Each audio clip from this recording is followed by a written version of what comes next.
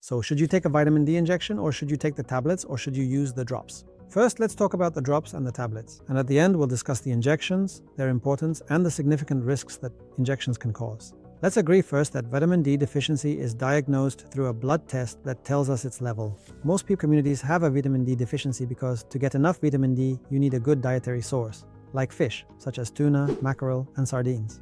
Of course, it's also found in other things, like dairy products and eggs, but in slightly lower amounts.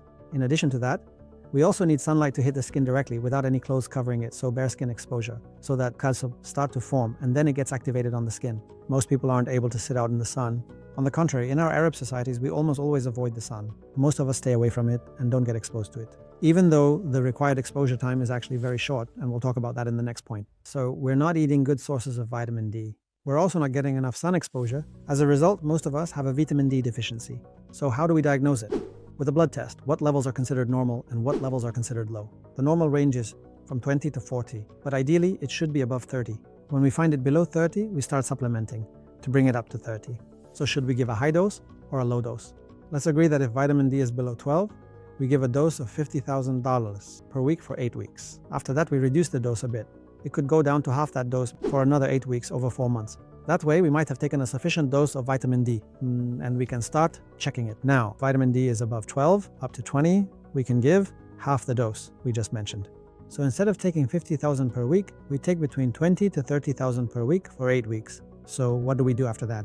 For the next 8 weeks, we also reduce the dose a bit. We can take between 10,000 to 20,000 for another 8 weeks. So overall, we've also done 4 months in total. After 4 months, we can check on it again. Now, I haven't mentioned injections at all here, guys. I'm talking about tablets with a high concentration, like tablets with a concentration of 10,000 or 5,000. And there are even ones with 50,000. As for drops, they can also provide us with a similar dose. There are drops with a low concentration and others with a higher concentration. There are drops where each drop contains 400 units. And there are drops where each drop is 200 units. And there are drops where each drop is 100 units. We calculate the daily or weekly dose and multiply it by the number of drops to know how many drops we need to take each day or each week.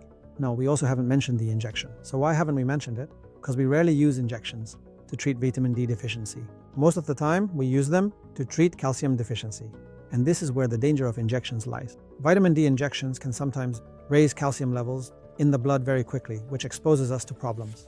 That's why we rarely prescribe it to someone solely for vitamin D deficiency.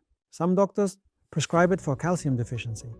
In cases of fractures or osteoporosis, some doctors might resort to a high dose along with a calcium dose for a medical reason like a fracture or osteoporosis. And these have special requirements. This is not the usual dose we give to someone with vitamin D deficiency. So overall, we should pay attention to sources of vitamin D in our food. We should get 10 minutes of sun exposure every day. We don't need a long time, everyone.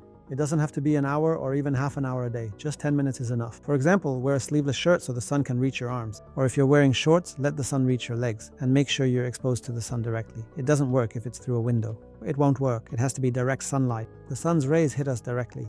So eat well from dietary sources and get sun exposure so we don't end up with a deficiency in the first place. If we have a deficiency, we'll treat it with drops or tablets. So keep injections completely aside and don't use them for vitamin D deficiency unless the doctor tells you there's another problem. We need to investigate that issue. It's not just about vitamin D deficiency. So send us your questions about vitamin D and vitamin D deficiency. We'll answer them, God willing.